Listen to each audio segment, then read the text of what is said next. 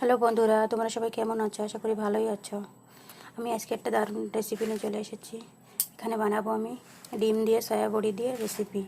তো আমি কীভাবে বানাচ্ছি পুরোটা তোমরা দেখো।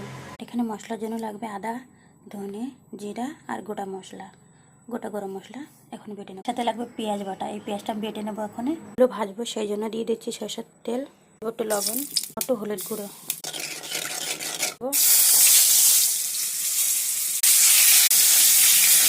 ভেজে নিয়েছি লাল লাল লাল লাল করে।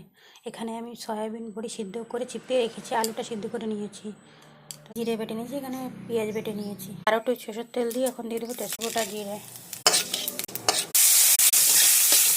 সয়া বড়িগুলো একটু লাল ভেজে নেবো, পেঁয়াজ ভেজে নেবো, লবণ দিয়ে দেবো, হলুদ গুঁড়ো, জিরে বাটা, লঙ্কার গুঁড়ো 1 চামচ, কাশ্মীরি লঙ্কার গুঁড়ো, টমেটোর জন্য জল দিয়ে দেবো।